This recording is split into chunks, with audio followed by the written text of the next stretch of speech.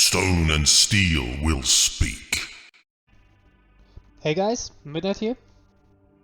So the Imperial Fist finally released, and as always we have a release event going on.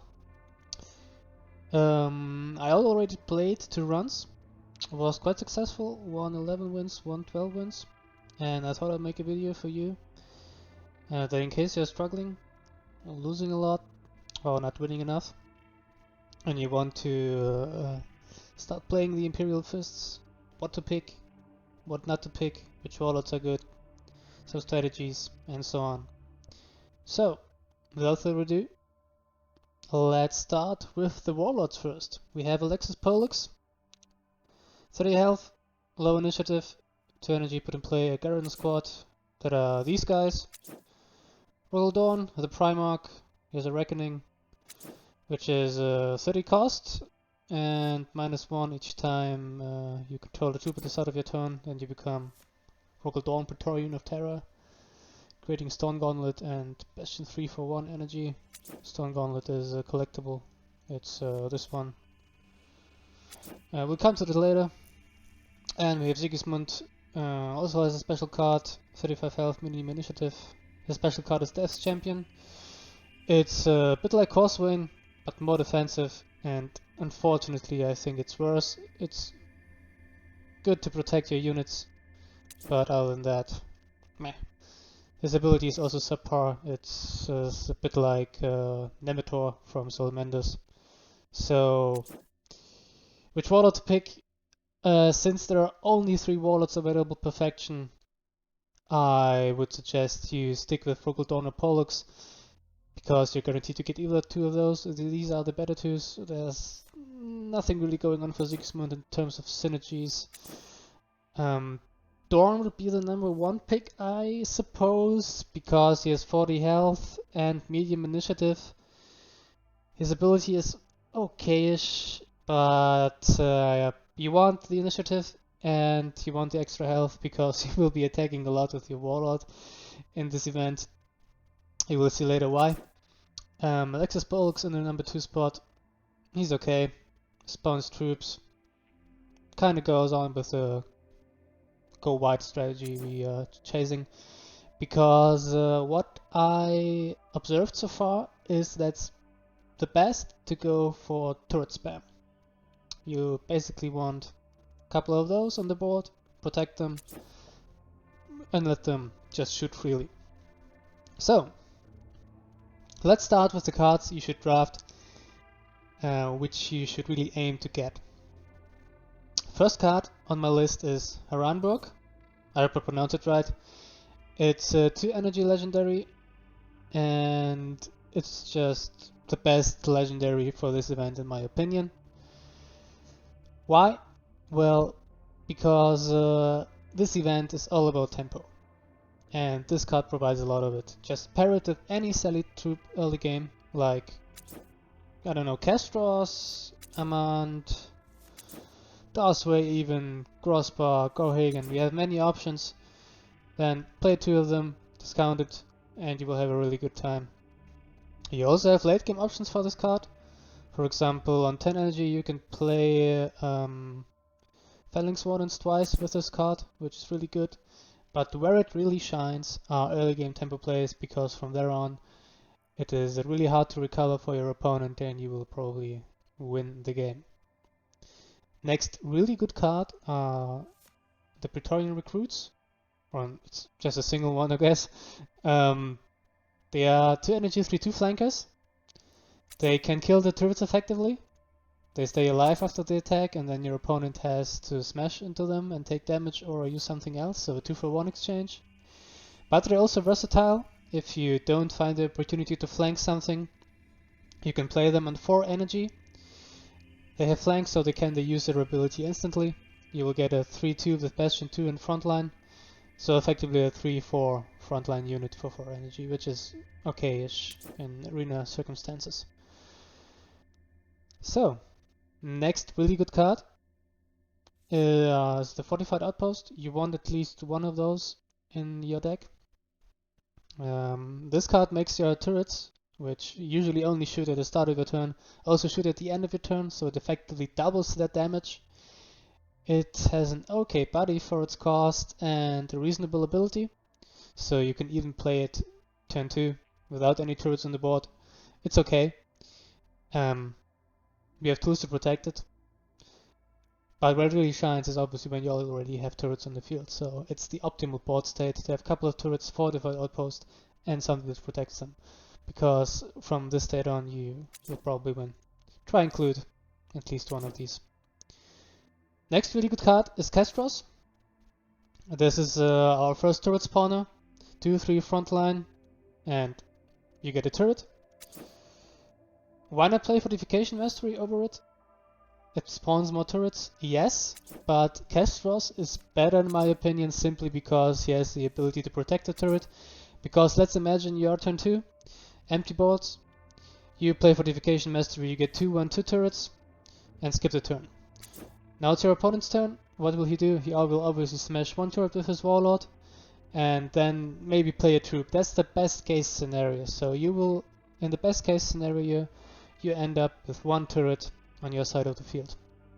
With Castros, if your opponent doesn't have any direct removal or can't do 3 damage, so his Warlord attack is 2 damage, and he just plays a troop and maybe attacks into Castros or ignores him, you will stay with Castros and the turret, which is obviously a better board state than Fortification Mastery.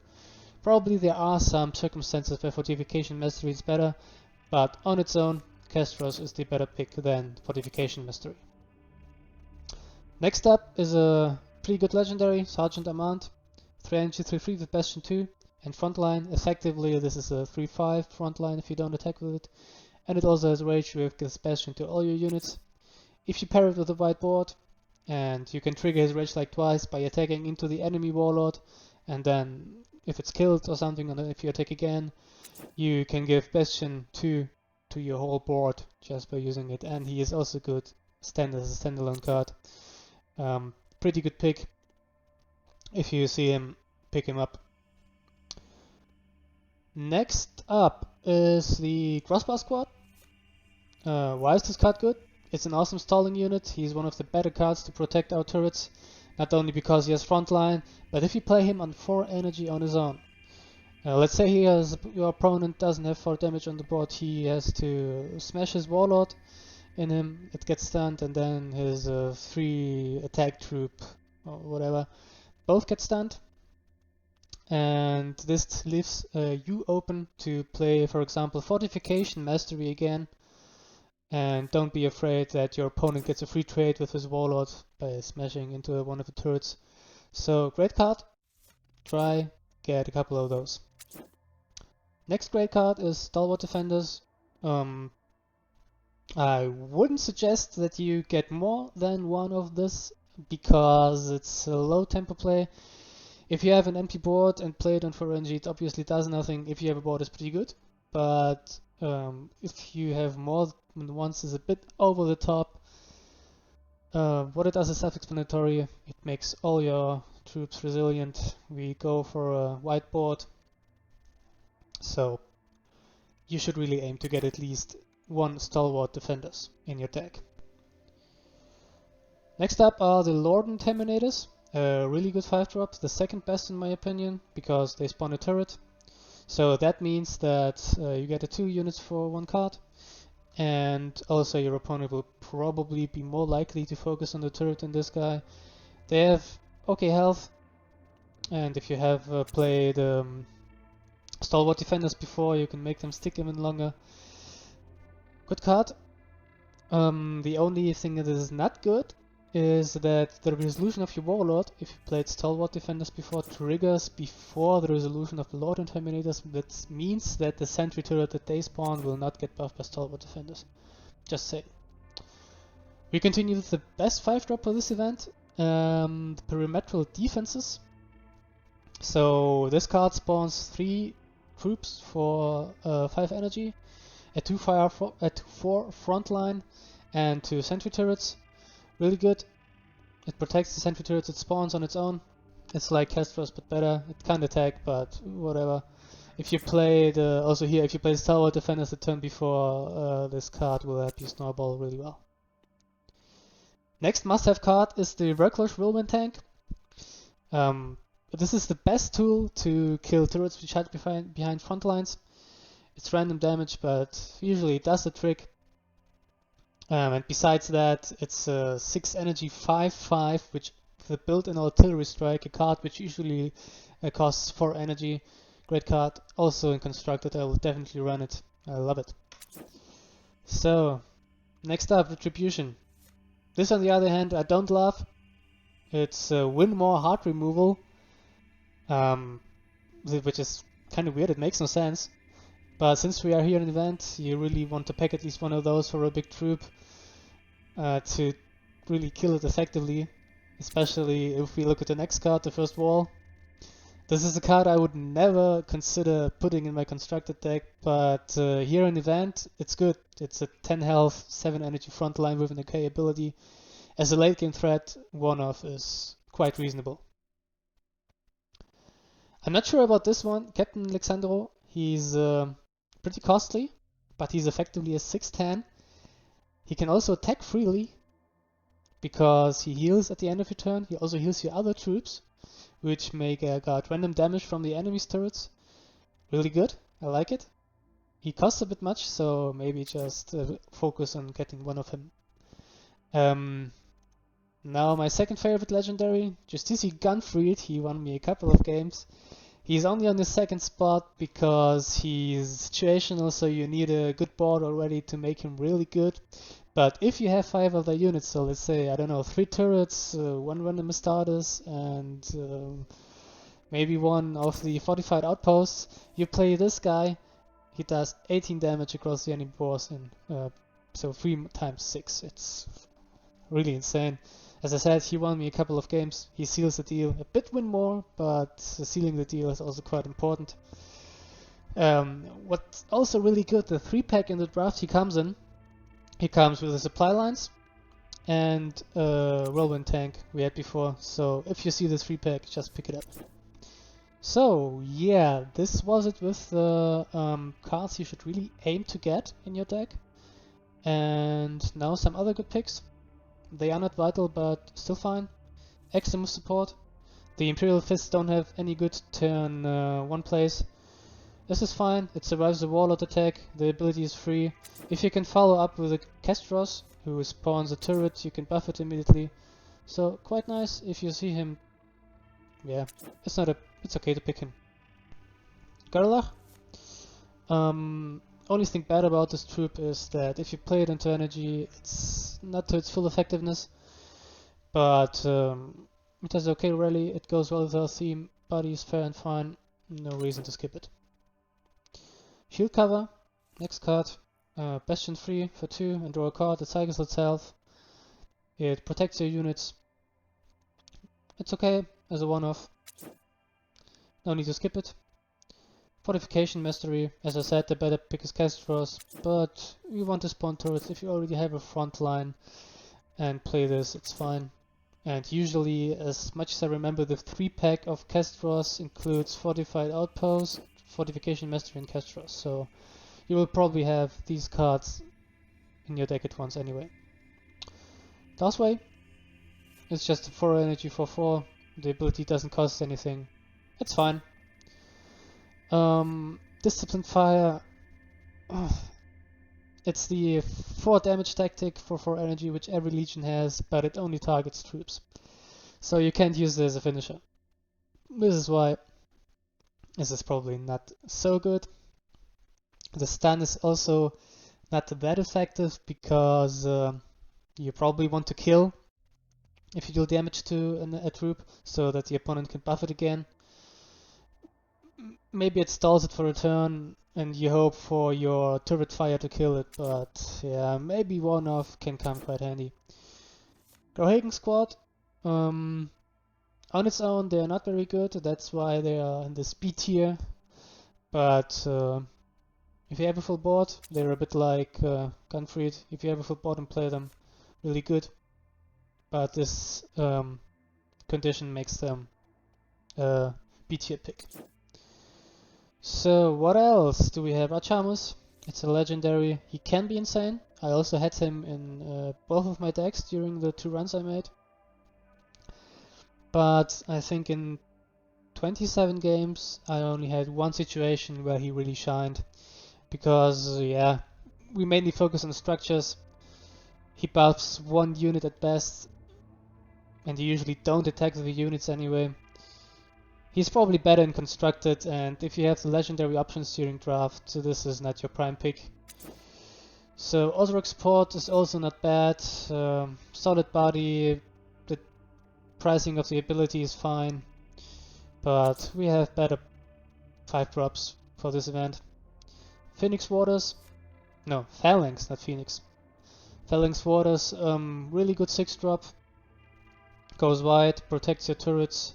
They're not vital, but no need to skip them. Also go really well with Haranberg on turn 9, or if you are at 10 energy. Assault Echelon. He can get out of hand, but on his own he's bad, and you need to activate his ability the next turn, meaning he can't attack anyway. So he kinda needs like 2-3 turns to really get going.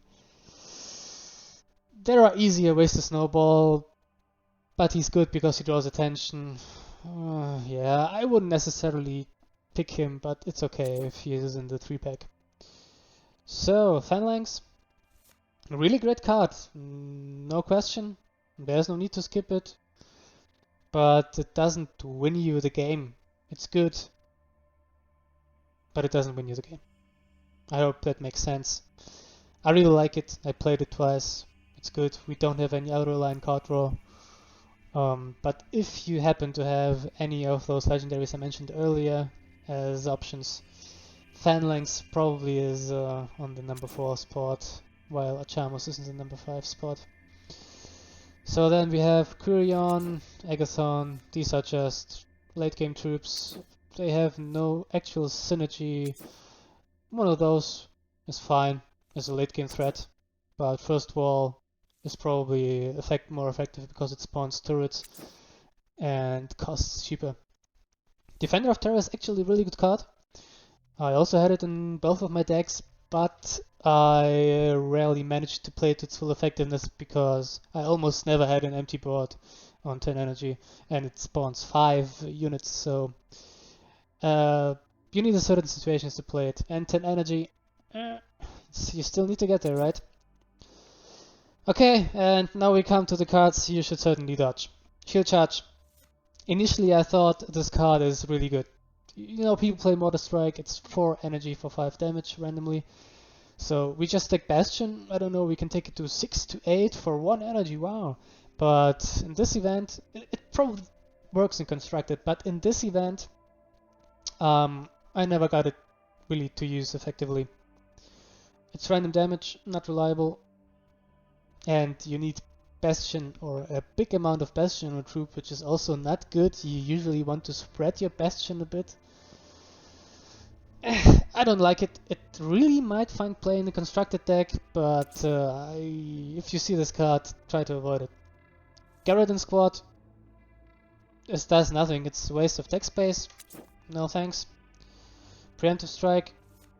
If this would cycle itself, I would consider this card, but it's too situational. The effect is minor. It reminds me of this Defenders of Caliban card before it got reworked. Local Uprising. It was like give your cards sneak attack or something like that. It was also terrible. This reminds me of that. Shield cover was okay. So Himalaysian Architecture. Okay, this sounds good on paper. Yes, we focus on structures.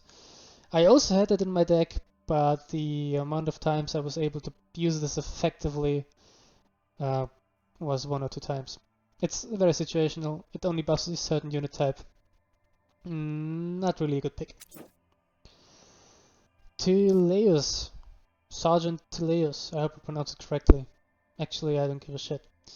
Only buffs a certain unit type. The ability costs 1 energy. Poor stats. Needs to stick 1 to turns to actually gain value. No. No. No. No. Sustain Barrage. It's a win more card. It only works with structures. It's random damage. I would totally skip it. Lutanus squad. No. It's not bad, but there are better cards at 4 energy. The ability is overpriced. The stats are poor. Nah. Focus on crossbars and even Corhagans over these. Stun Gauntlet, this is like the AoE shield charge for 4 energy. It sounds interesting, but I never got it to work. If you manage to pump up the Bastion of your unit so high that this card actually has any impact, you are already winning anyway, so yeah. And if you play Dawn, you get those for free after you triggered your Reckoning. Wide Maneuver. This is horrible. Like, you know Silent Death? Like, this works in certain decks which use poison or something. Like Corbex or Mortarion. This is... I don't get it. Like, if you are ahead and you play this, you stun a couple of enemies and you don't really win more. Like, Imperial Fists have so many good win more cards. Why should I include this? And if you are behind on board and play this for 4 energy, you stun 2-3 units of their 6 or 5 units, and it did nothing. Horrible card, dodge it at all cost. Resolve of Stone, it's not that bad either, just overpriced in my opinion. There are better options for 5 energy as mentioned. There might be situations where this is good, and I like the artwork, it's from one of the Horus Heresy books. Yeah, but other than that, too costly. No thanks. Templar Brethren. He is also a good card. I like him. But we have better 6 energy cards. Phalanx Warders, Whirlwind. And you don't want too many of those. It's fine if he's in your deck. But for his cost, he doesn't do that much. So, yeah, I think that's it. Okay.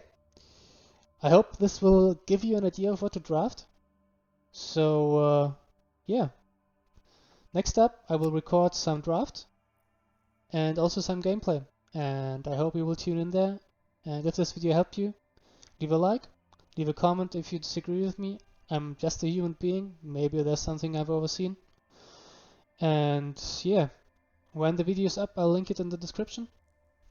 So you can see how I draft and how we play some blood games with hopefully another 12 wins. See you then.